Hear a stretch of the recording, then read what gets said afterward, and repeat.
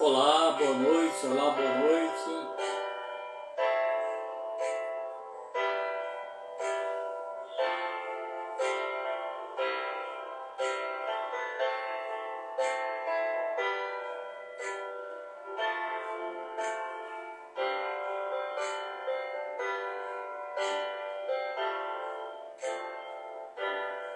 O som está ouvindo aí, Cristina? Está ouvindo?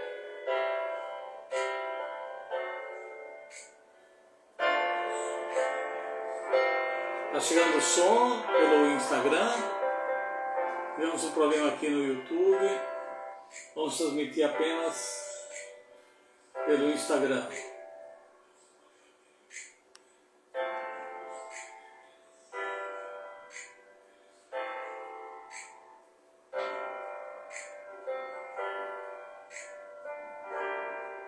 Esperar mais um pouquinho, se outras pessoas entram. Pelo Instagram é mais fácil acompanhar. A maioria tem Instagram, YouTube nem tanto.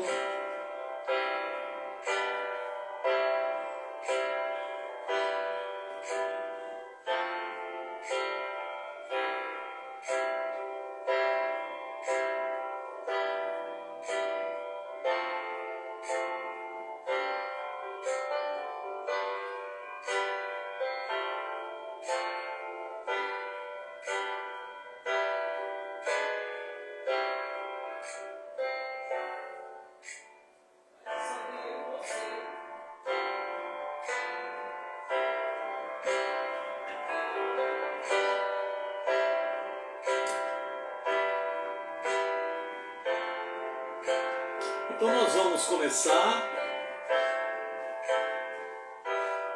o culto desta noite, será de forma virtual, através aqui do Instagram, dia 23 de junho de 2024.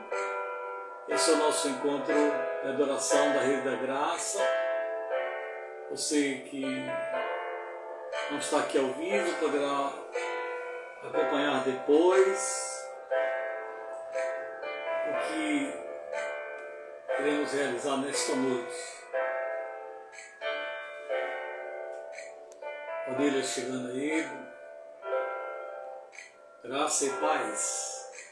Vamos hoje realizar apenas pelo Instagram, porque o YouTube aqui deu um probleminha aqui na câmera e não funcionou.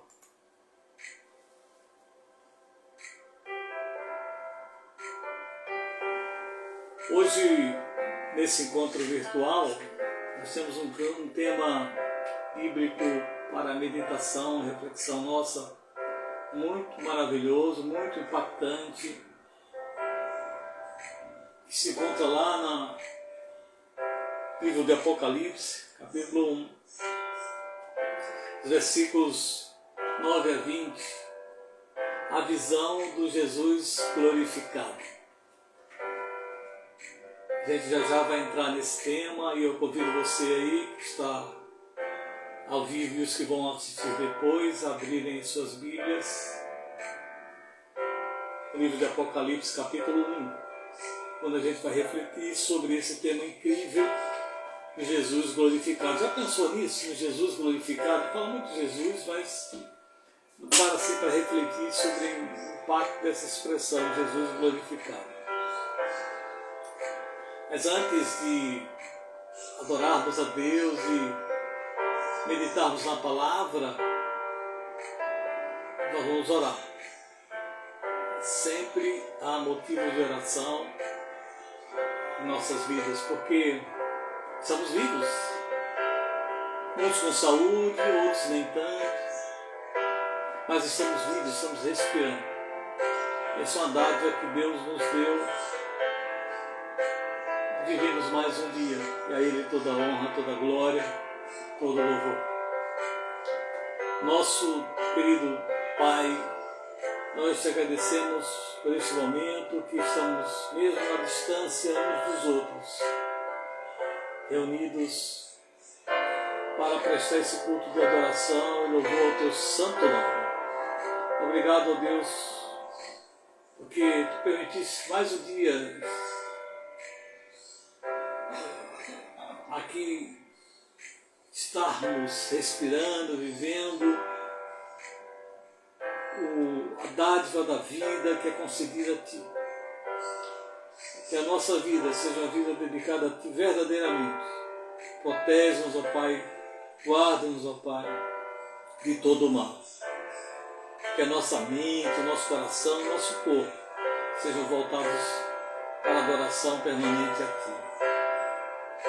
Ser com os que estão doentes, os que precisam da Tua intervenção, ó Pai, nessa comunidade ou fora dela, aqui oramos por eles nesta hora. Oramos, ó Deus, pela congregação, pelos trabalhos, pelas pessoas que estão viajando, as pessoas que estão vindo de viagem, Tu possas ser com eles. Ser conosco neste culto, fala-nos, ó Deus, aos nossos corações, através das mensagens, da mensagem do louvor, da leitura da Tua palavra. Perdoa os nossos pecados. Assim oramos no nome santo de Jesus. Amém. Amém. Vocês estão ouvindo a canção Ao Único. E essa canção tem como base um texto que está lá em 1 Timóteo, capítulo 1, versículo 17, que diz: assim, ao Rei eterno, imortal, invisível, Deus único, honra e glória para todos sempre. Amém.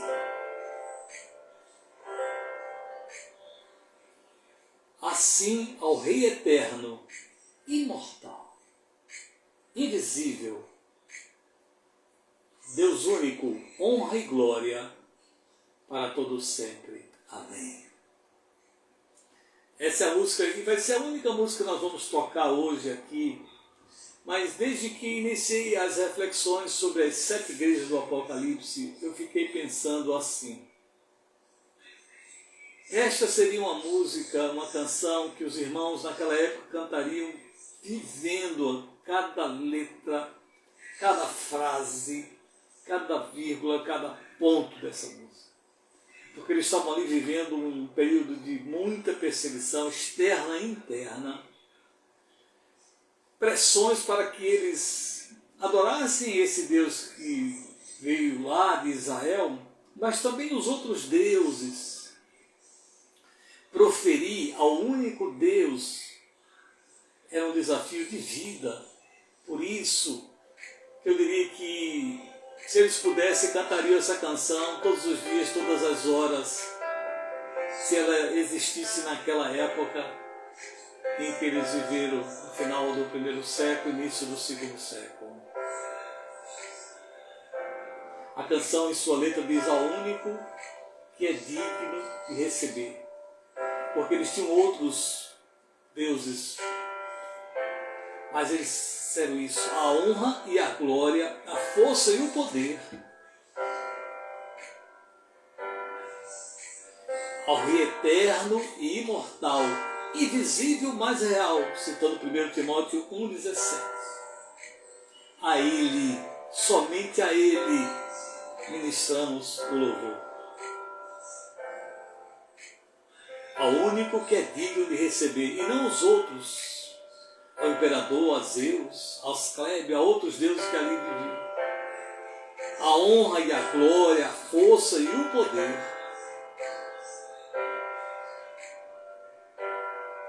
ao Rei eterno e imortal, invisível, mais real.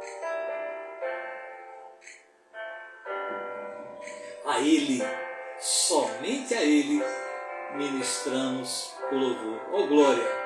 Eu tenho certeza que aqueles irmãos lá das igrejas na Ásia Menor cantariam essa canção assim com todo o fôlego do mundo, dizendo assim: coroamos a Ti, ó Rei Jesus, somente a Ti, ó Rei Jesus, e não aos outros.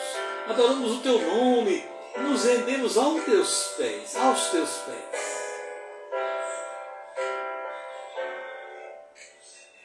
Consagramos todo o nosso ser a Ti. E ao cantarem isso, se eles pudessem cantar isso, a vida deles estava em risco.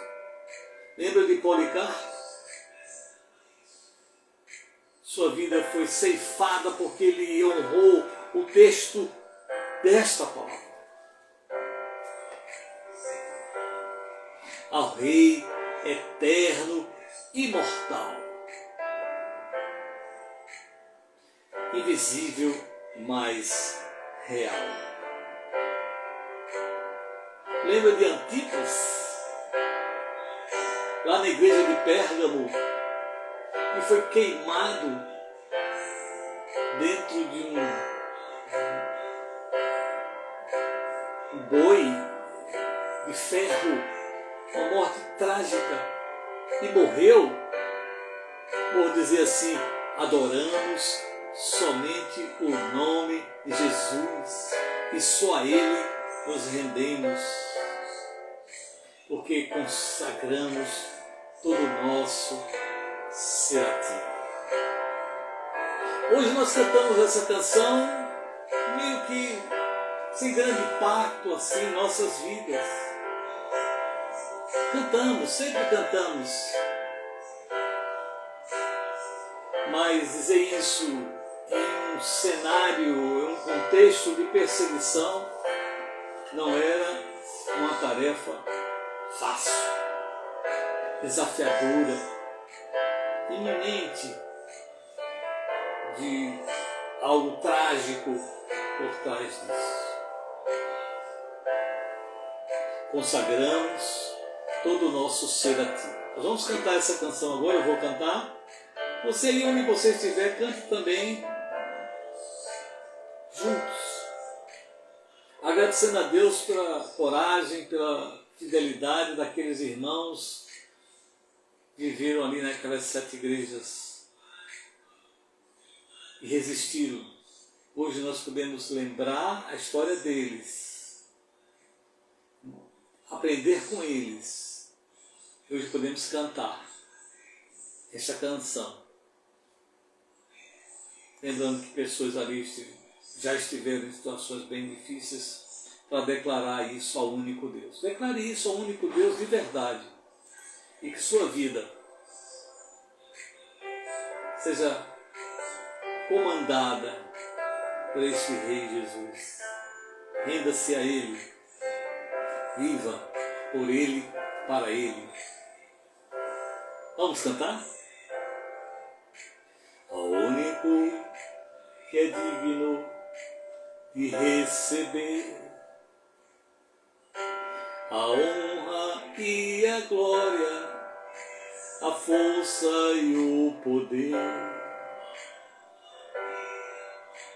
ao Rei eterno, imortal, invisível, mas real, a Ele ministramos o louvor.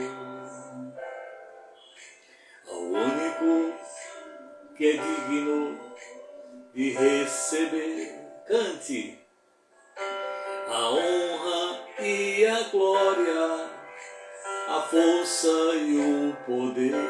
Crê nisso. Ao Rei eterno, imortal, invisível, mas real, a Ele ministramos o louvor. Coroamos a Ti, ó Rei Jesus, coroamos a Ti, ó Rei Jesus, adoramos o Teu nome, nos rendemos aos Teus pés, consagramos todo o nosso ser a Ti. Consagre seu ser ao Senhor, ao único que é digno de receber a honra e a glória, a força e o poder, ao Rei eterno, imortal, invisível, mas real, a Ele ministramos o louvor. Não a outros deuses, somente a Ele coroamos. A Ti, ó Rei Jesus, coroamos. A Ti, ó Rei Jesus, adoramos o Teu nome, nos rendemos aos Teus pés, consagramos todo nosso ser a Ti, coroamos a Ti, ó Rei Jesus, coroamos a Ti, ó Rei Jesus, adoramos o Teu nome, nos rendemos aos Teus pés, consagramos todo nosso ser a Ti, consagramos todo nosso ser a Ti, consagramos todo nosso ser a Ti. Amém. Glória a Deus por essa canção maravilhosa, baseada em 1 Timóteo 1,17. Ao Rei eterno, ao Deus único, imortal e invisível, seja a honra, a glória para todos sempre. Amém. Agora nós vamos meditar um pouco sobre a palavra de Deus, com esse tema que foi aí colocado nas redes sociais, a visão de Jesus glorificado. Aí eu convido você a abrir a sua Bíblia, no último livro da Bíblia, Apocalipse, capítulo 1, dos versículos 9 ao versículo 20. Dá um tempo para você abrir sua Bíblia, por favor. Se você tiver aí na sua casa uma Bíblia perto, faça isso, porque tem uma série de detalhes desse texto que vale a pena você abrir, marcar e aprender lições de Deus através desse texto tão impactante do Evangelho de Jesus.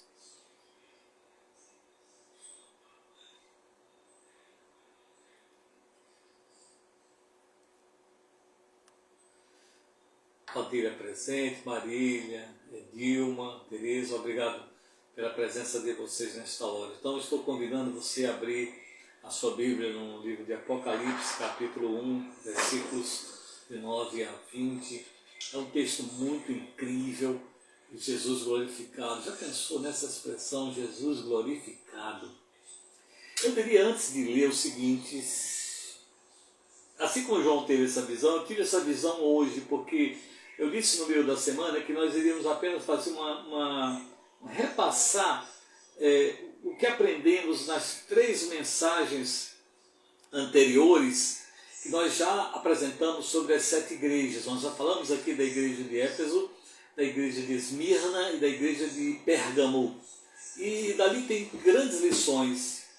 Mas eu diria que o certo seria começar pela mensagem de hoje, mas essa visão só tive hoje. Quando comecei eu não percebi essa visão, embora em cada mensagem eu vinha falando que tudo começa nessa mensagem para as 7 igrejas com esta visão do Jesus glorificado que o apóstolo João teve lá na ilha de Patmos. Mas eu disse, poxa, essa é a mensagem que deve começar. Qualquer série sobre as 7 igrejas do Apocalipse deveria começar a mensagem 0, esta de hoje. Mas aí ela entra já nessa fase agora e no próximo domingo a gente retorna com as demais igrejas. Mas marque essa mensagem de hoje como uma mensagem base, a mensagem referência, a mensagem âncora, para entender por que João recebeu a revelação e escreveu e transcreveu aquelas cartas às 7 igrejas lá na Ásia Menor, que fazem parte dos primeiros capítulos do livro de Apocalipse. Então, convido aí você a abrir então a Bíblia e vamos ler esse texto incrível de Jesus glorificado. A palavra de Deus diz assim para nós. Eu, João, versículo 9, João, Apocalipse 1, começando no versículo 9. Eu, João, irmão e companheiro de vocês na tribulação, no reino e na perseverança em Jesus, estava na ilha chamada Patmos, por causa da palavra de Deus e do testemunho de Jesus. Achei-me no Espírito no dia do Senhor, e ouvi atrás de mim uma voz forte, como de trombeta, dizendo: escreva no livro o que você vê e mande-o às 7 igrejas: Éfeso, Esmirna, Pérgamo, Tiatira, Sardes, Filadélfia e Laodiceia. Voltei-me para ver quem falava comigo, e ao me voltar, vi 7 candelabros de ouro, e no meio dos candelabros, um semelhante a um filho do homem, com vestes talares e cingido à altura do peito, com um cinto de ouro. A cabeça e os cabelos dele eram brancos como alva lã, como neve. Os olhos eram como chama de fogo. Os seus pés eram semelhantes ao bronze polido, como que refinado numa fornalha. A voz era como o som de muitas águas. Na mão direita ele tinha 7 estrelas, e da sua boca saía uma afiada espada de 2 gumes. O seu rosto brilhava como o sol na sua força. Que incrível essas características aqui do Filho do Homem. Continuando, versículo 17. Ao vê-lo, caí aos seus pés como morto. Porém, ele pôs sobre mim a mão direita, dizendo: não tenha medo, eu sou o primeiro e o último, e aquele que vive. Estive morto, mas eis que estou vivo para todos sempre, e tenho as chaves da morte e do inferno. Escreva, pois, essas coisas que você viu. Escreva, pois, essas coisas que você viu. As que são e as que hão de acontecer depois destas. Quanto ao mistério das 7 estrelas que você viu na minha mão direita, e quanto aos 7 candelabros de ouro, as 7 estrelas são os anjos das 7 igrejas, e os 7 candelabros são as 7 igrejas. Amém? Amém. Glória a Deus. Que texto incrível, impactante, importante e definidor dos capítulos seguintes de Apocalipse. Vou beber aqui um pouquinho de água, como Teresa manda sempre. Depois dessa leitura, vale a pena uma paradinha. O grande tema do livro de Apocalipse é a revelação, a glória e a vitória de Cristo na sua segunda vinda. Então o tema da glória de Deus está impregnado na essência do livro de Apocalipse. E ele converge para esta segunda vinda de Jesus. A primeira vinda ela não foi tão autoevidente, embora estivesse prevista nas promessas do Antigo Testamento. Ela não foi autoevidente. Pessoas foram comissionadas para a partir dali evidenciar essa vinda. Os magos, os pastores. Mas a segunda vinda será evidente. Evangelho de Marcos, capítulo 14, versículo 61, diz: Jesus, porém, guardou silêncio e nada respondeu quando conversava com o sumo sacerdote. O sumo sacerdote tornou a interrogá-lo. Olha que pergunta o sumo sacerdote faz a Jesus. Você é o Cristo, o Filho do Deus bendito? Que pergunta? Jesus responde: eu sou. E vocês verão o Filho do Homem sentado à direita do Todo-Poderoso e vindo com as nuvens. Amém? Olhe o Filho do Homem, ele próprio, o eu sou.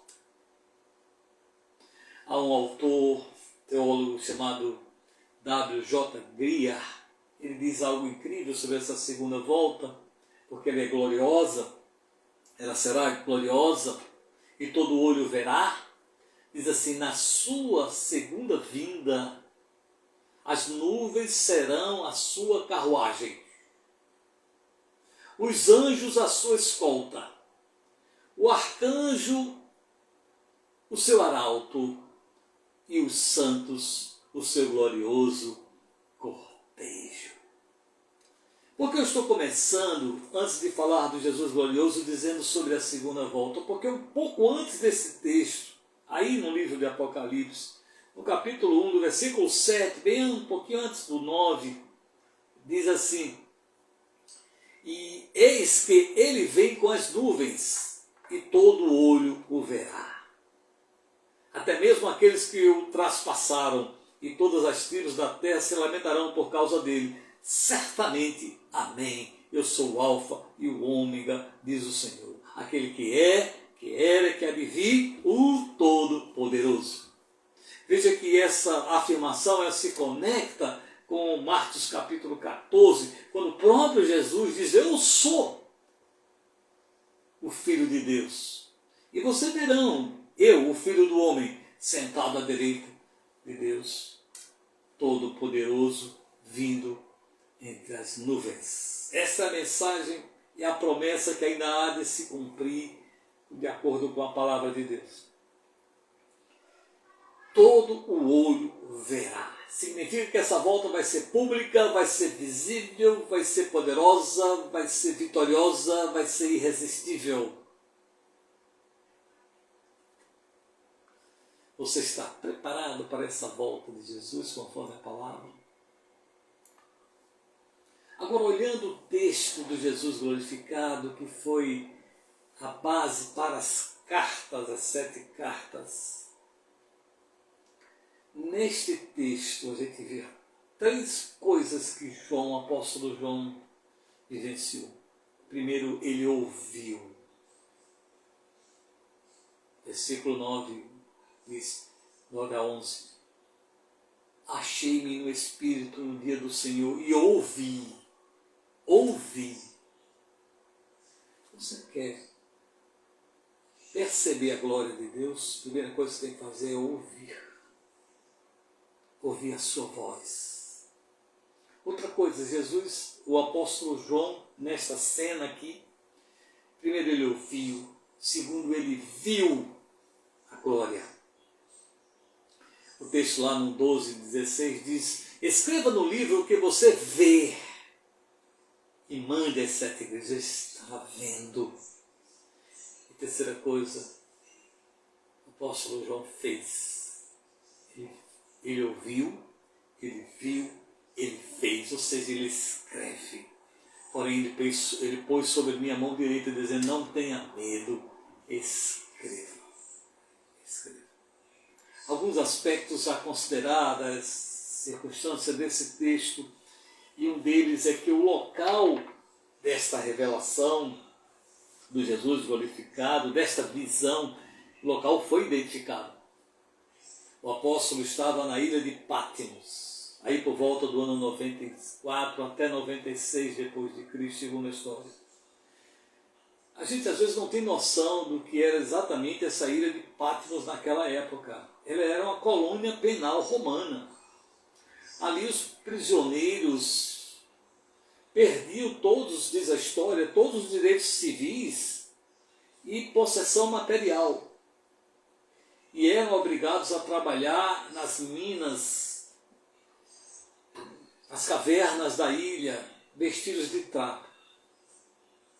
Esta era a cena. Era neste lugar em que João estava, isolado de tudo e de todos, nesta colônia penal romana. Então o local foi identificado nessa visão. Segundo, a razão do exílio foi declarada.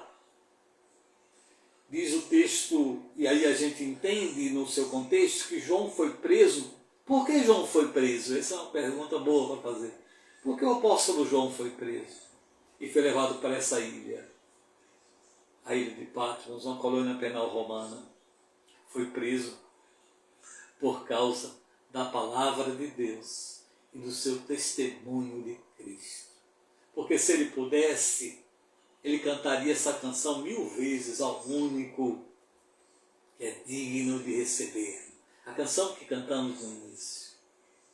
Então a razão ali, a causa ali, é porque ele era uma testemunha viva de Cristo, era um discípulo de Cristo, por isso foi preso. A forma dessa revelação ela é descrita. O local foi identificado, a razão dessa visão ela foi declarada por causa da palavra de Deus e do testemunho.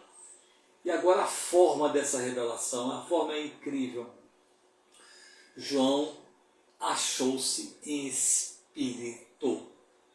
Apesar de estar fisicamente numa ilha, a visão ela é revelada, é descrita quando João achou-se em espírito. Ele estava só, isolado, mas naquela hora ele estava em espírito. Ele estava enfrentando a dor do exílio, o isolamento, mas em espírito ele estava entrando na sala do trono. Deus transforma com isso, aí a gente pode tirar uma lição. As nossas tragédias, os isolamentos, a ilha de Patmos que muitas vezes a gente entra, ele pode transformar isso em triunfos gloriosos.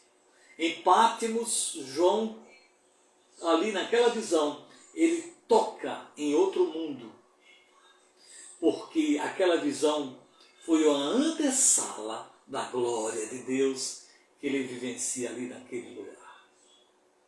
E na quarta circunstância dessa visão de Jesus é que a revelação é dada para ser transmitida. Então, quando você sentir uma experiência com Deus reveladora, que mudou sua vida, transmita. Por isso que às vezes a gente tem momentos de testemunho. Conte o seu testemunho, conte o que Deus tem feito em sua vida. Então Deus o busca em um local identificado. E o faz isso porque tem uma razão, porque esse homem era uma testemunha viva de Cristo. Era um homem da palavra de Deus. Deus o leva em espírito para viver essa experiência, essa visão. E no final ele diz, revele, transmita essa. Quantas vezes a gente tem tido experiência com Jesus fortes, importantes, e a gente não transmite, a gente não compartilha, a gente não testemunha isso com outras pessoas. João fez isso. E olha o detalhe que tem lá no texto. João recebeu essa revelação no dia do Senhor. Dia do Senhor é o dia da ressurreição, o domingo, né? Marque lá na sua Bíblia o dia do Senhor. Dia que a igreja celebra a vitória do seu Senhor sobre a morte, mas também O dia do Senhor é um dia de esperança. Amém? É um dia de esperança. Olhe, na solidão da ilha, isolado e exilado, João ouve uma voz. E a visão começa com uma audição, ele ouve a voz. A trombeta fala de uma voz sobrenatural, poderosa e assustadora. E a ordem a ser declarada foi: escreve o que você vê em um livro. Às vezes nós estamos vivendo na solidão de uma ilha, que pode ser a nossa própria existencial, vivendo problemas, dificuldades. Às vezes a gente se isola. Então a gente cria nossas próprias ilhas de Patmos, nos isolamos, nos exilamos, sofremos. Mas abra o seu espírito para que o Senhor o ache em espírito e revele coisas importantes na sua vida. E o que você vivenciar ali, na sua intimidade com Deus, como diz aqui Teresa, transmita, porque o seu testemunho pode ser importante para outra pessoa que talvez esteja vivendo lá o seu isolamento, seu exílio, a sua tristeza, a sua depressão. Tem outro aspecto aqui deste texto que é incrível, que vai do versículos 12 ao versículo 16, que são as características deste filho do homem. Veja que diz assim, voltei-me para ver quem falava comigo, porque provavelmente ele ficou assustado. Uma ilha isolada e tal, acontece isso. E ao me voltar e vi 7 candelabros de ouro no meio dos candelabros, semelhante a um filho do homem. Versículo 12. Filho do homem. Então eu estava vendo Jesus glorificado aqui. Esse é um fato importante. Eu estava vendo Jesus glorificado, privilégio de poucos. Ele viu o Jesus glorificado. Agora ele dá uma série de características desse Jesus glorificado que vale a pena a gente refletir. Primeiro ele fala das suas vestes. Diz assim, com vestes talares e cingido à altura do peito, com cinto de ouro. O que a gente pode aprender dessas vestes? Essas vestes, elas nos revelam que Cristo como sacerdote e como rei. As vestes talares, as vestes de um sacerdote. Então, é o sacerdote que a gente está tratando aqui. Com ele nós estamos tendo essa revelação. Outro aspecto aqui, já no versículo 14, vai falar da sua cabeça, dos seus cabelos. Eram brancos como alva, lã como a neve. O que a gente pode aprender desses cabelos, cabeça e cabelos brancos, alvos como a neve? Esse aspecto revela a divindade, a santidade e a eternidade do Filho do Homem. E também revela a honra, a sabedoria e a dignidade do Filho do Homem. Ainda no verso 14 diz, os olhos eram como chama de fogo. Os olhos do Filho do Homem, do Jesus glorificado, eram como uma chama nos fogos. Esse aspecto dos olhos nos leva a depender, a entender que a palavra está dizendo assim, que fala da onisciência de que o Filho do Homem tudo vê e tudo perscruta. É o juiz diante de tudo que se desnuda. Diante dele tudo se desnuda através dos olhos do Filho do Homem. O versículo 15 vai falar dos pés. Os seus pés eram semelhantes ao bronze polido, como que refinado numa fornalha. Os pés reluzentes transmitem o significado de força e estabilidade.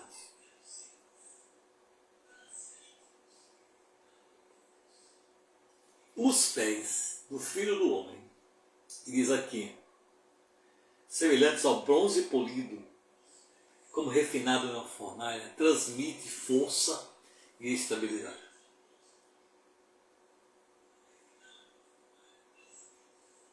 Teresa sabe muito bem a importância dos pés.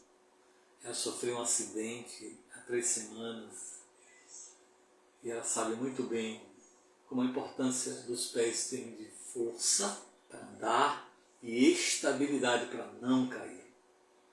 Ela está em tratamento para se recuperar esses 2 aspectos que são aparentemente meio triviais do nosso dia a dia, mas o significado espiritual aqui também tem tudo a ver com aquilo que essa parte do nosso corpo representa, a força e a estabilidade. O Jesus glorificado, seus pés representam o quê? A força e a estabilidade. No verso 16, vai dizer algo assim: a voz do Filho do Homem é como o som de muitas águas. Já viu um som de muitas águas? É com uma cachoeira, já viu uma cachoeira lá? A sangria, né, dos açudes aqui, você vê o som das muitas águas. O que isso representa? Representa o poder irresistível de sua palavra. O poder irresistível da sua palavra é uma voz como som de muitas águas, que vem para limpar a nossa vida de pecado e nos preparar para essa volta de Jesus maravilhosa. Ainda aqui no versículo 16, ele diz: na sua mão ele tinha 7 estrelas. A mão direita do Filho do Homem é a mão da ação com a qual ele age e governa a humanidade. Isso demonstra o cuidado que ele tem com a igreja. Pois ninguém pode arrebatar você das mãos de Cristo. Isso está corroborado lá em João 10, 28. Ninguém as arrebatará da minha mão, a mão do Filho do Homem. Quando a gente tem um encontro salvífico com Ele, nós estamos nas mãos, estamos sob as mãos do Filho do Homem.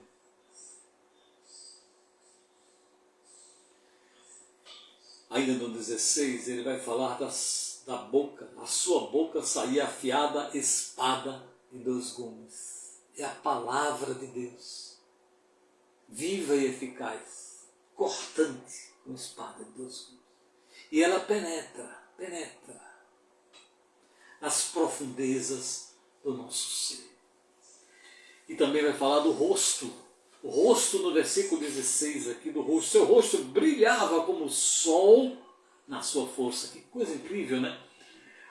O rosto brilhava como o sol no meio-dia, assim, no ápice do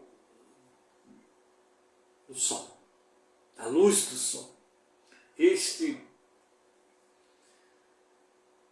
Esse momento especial do rosto revela a visão da glória de Cristo, a glória de Deus, é a glória, esse brilho é a glória.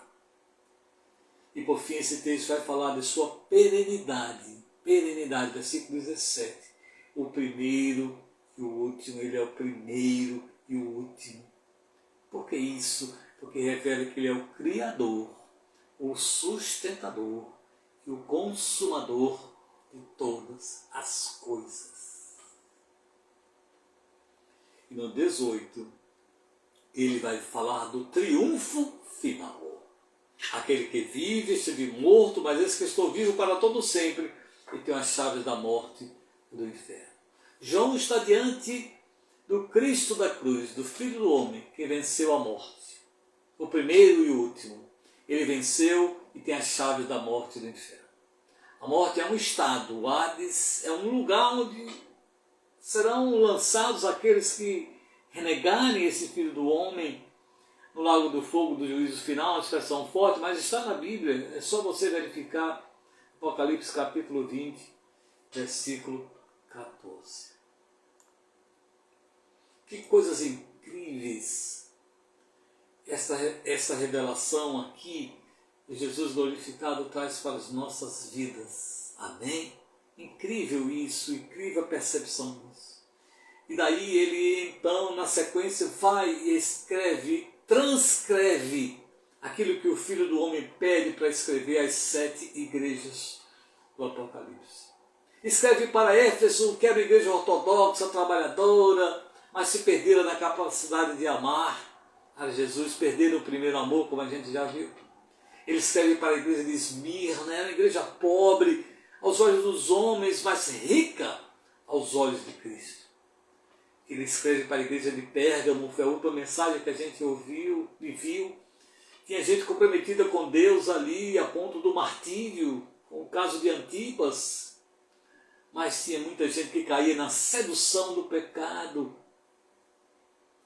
no trono de Satanás e nas falsas doutrinas que permeavam dentro da igreja. E as demais igrejas ele escreveu sempre com a mensagem de exortação ou de mensagem de consolo para algumas. Eu creio que não foram apenas para aquelas igrejas naquele tempo, naquele momento da história, mas foram para todas as igrejas ao longo de toda a história. Por isso que essas mensagens elas são extremamente atuais e importantes para a nossa reflexão. Indo agora para o final, algo que esse texto do Jesus glorificado nos alerta. A igreja atual necessita de uma clara percepção da glória de Cristo. A igreja está perdendo a percepção desta glória de Cristo. Necessitamos urgente exaltá-lo em seu alto e sublime trono, mas exaltá-lo de verdade. Há uma perigosa ausência de admiração reverente em nossos cultos. Cantamos por cantar. Foi o que eu disse, se aqueles irmãos do primeiro século, essas 7 igrejas, tivessem essa canção ao único, eles cantariam com um coração muito mais envolvente, pungente, com a mensagem da canção e a realidade em que viviam. Então a gente está perdendo essa percepção da glória. Pouco falamos sobre Jesus glorificado, sobre esse Jesus do jeito que ele é. A gente às vezes nos orgulhamos de levantarmos sobre os nossos próprios pés, em vez de cairmos em rosto em terra aos pés de Cristo. A história rápida aqui de um homem chamado Evan Roberts, no país de Gales. Ele orou durante anos, e a mensagem e a oração dele dizia assim: dobra-me, Senhor, dobra-me, Senhor. Quando Deus ouviu, respondeu com um grande avivamento que aconteceu ali, naquele país, a partir das orações daquele homem, que ele só pediu uma coisa: dobra-me, Senhor, dobra-me aos teus pés. A gente procura muito se levantar para resolver as nossas coisas, mas pouco a gente se dobra, se humilha diante do Deus verdadeiro. Eu termino dizendo o seguinte: o que João fez, nós devemos fazer também. Jesus está se revelando para nós todos os dias, todas as horas. Nós não percebemos. Mas é que 2 coisas João fez e nós devemos aprender com ele e fazer isto em nossas vidas. E as 2 palavras que eu retiro aqui como palavra-chave desse texto, e se você puder anotar, anote, é quebrantamento e restauração. Então, Deus quer se revelar a nós. Há uma visão permanente de Deus para as nossas vidas. Mas para tanto, eu preciso fazer 2 coisas que o apóstolo João fez aqui. Por isso que ele achou-se em espírito para receber essa visão. Quebrantamento e restauração. dizendo de novo, quebrantamento e restauração. Devemos passar por um quebrantamento. Veja que ele caiu aos pés. Ele caiu aos pés do Filho do Homem. Porque é impossível ver a glória de Deus sem se prostrar. Vou dizer de novo. É impossível vermos a glória de Deus sem nos prostrarmos diante dele, sem nos dobrarmos diante dele. Então, quer ter uma visão do Filho do Homem, quer ter uma visão espetacular como João teve, primeiro passe por um quebrantamento. Dobre-se diante de Deus. E em segundo lugar, devemos passar por um processo de restauração. Veja que o texto diz, tem uma sutileza no texto aqui que diz, Jesus toca em João. Jesus toca e fala com ele. O Filho do Homem toca na visão, ele toca em Jesus, em João, e fala com ele. E aí há uma restauração. Jesus quer tocar em sua vida e restaurar a sua vida. A mesma mão que segura é a mão que toca e restaura.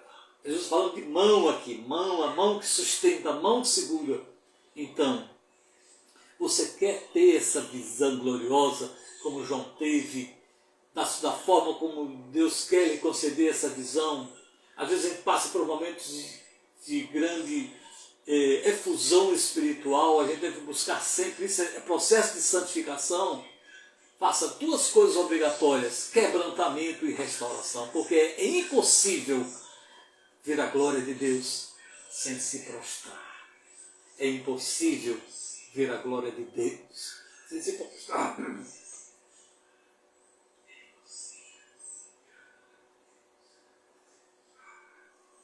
As mesmas mãos que sustentam as estrelas do firmamento, que diz aí o texto, são as mesmas mãos que restauram um filho temeroso. João teve medo, ele caiu em si e teve medo, mas a mesma mão que sustenta o firmamento é a mesma mão que restaura, que segura, que sustenta um filho temeroso. Não tenha medo. Busque o Senhor.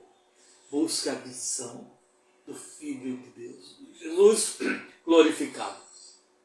Que a mão que sustenta as estrelas do firmamento é a mesma mão que restaura a vida de uma pessoa temerosa. As mesmas mãos que sustentam o universo são as mesmas mãos suaves que secam as lágrimas do nosso pranto. Aleluia, glória a Deus. A vida é assim, a vida espiritual nos proporciona bênçãos infindas, mas a gente precisa buscar, senão a gente não percebe. E a gente só busca se prostrando. Essa é a grande lição que aprendi desse texto. Jesus é aquele que está vivo pelos séculos dos séculos. Portanto, essa visão está disponível a você. Não devemos temer a morte, porque Jesus é aquele que morreu, diz o texto, e ressuscitou e venceu a morte. Não precisamos temer também a eternidade, porque Jesus tem as chaves da morte e do inferno, e a você já reservou um lugar especial na Jerusalém celestial. Que o Senhor te abençoe e te guarde no entendimento desta palavra, ora proferida, que para mim trouxe lições muito grandes, e espero que para você também tenha trazido lições muito grandes também. Leia, releia Apocalipse capítulo 1 inteiro, e do versículo 9 ao versículo 20, esse texto do Jesus glorificado. Sem essa experiência, João não teria transmitido as mensagens do Filho do Homem aquelas 7 igrejas. E quantas lições maravilhosas estamos extraindo ali. Nos próximos domingos nós vamos continuar explorando essas mensagens de Jesus a essas 7 igrejas. Mas tudo começa com essa mensagem de hoje, com Jesus glorificado. Prostre-se diante dele, quebrante-se perante dele e receba a restauração na sua vida que Jesus confere. Nada melhor do que buscar isso, porque a gente alcança algo que poucos acham, que é a paz. Uma paz que o mundo não dá. Somente em Jesus Cristo é que podemos viver isso. Vamos fazer uma oração final, agradecendo a sua presença aqui nesta noite. Foi um culto diferente, somente eu aqui falando, mas eu vendo aqui algumas pessoas compartilhando. E esse momento aqui, essa horinha que passamos aqui neste domingo, tenha sido bênção aí na sua vida. Se foi, diga lá no grupo da Rede da Graça, que foi um momento especial que você viveu, uma palavra edificante que você recebeu, estimulando você a buscar mais ao Senhor em quebrantamento, em prostração, em restauração que Ele concede. Ao Rei Eterno e Imortal, a Ele ministramos o louvor.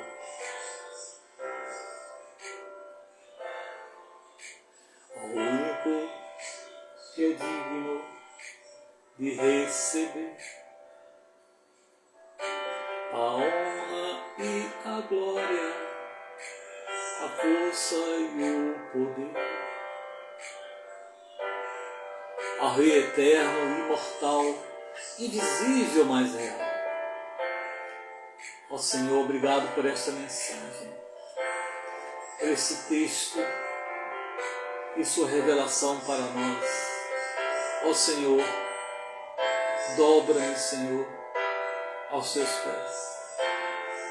Assim como o apóstolo João se dobrou diante da visão, ó Senhor, também eu rogo a Ti que eu possa me dobrar aos Teus pés, Deus. Que possa vir quebrantamento em minha vida e restauração daquelas partes que precisam ser restauradas. Aqueles que se acham isolados na sua própria ilha, vem, Senhor, com esta visão para transformar essas vidas em quebrantamento, em restauração, em novidade de vida. Porque a tua mão direita, nos segura, nos guarda e nos protege. Abençoa, Senhor, dá uma porção dobrada do Teu Santo Espírito a todos que aqui participaram nesta noite e aos que vão ouvir essa mensagem na gravação, na sequência. Abençoa cada uma, Pai. Dá-nos uma semana de bênçãos em Teu nome. Oramos pela vida de Teresa Cristina, Pai, a saúde dos seus pés, ó Deus, que ela possa o mais rápido possível se recuperar. E aos demais, ó Deus, que estão doentes e precisam também da Tua intervenção. Protege, guarda os pés dela, ó Deus, para que nenhum acidente ocorra e que a recuperação se dê conforme a programação médica já definida.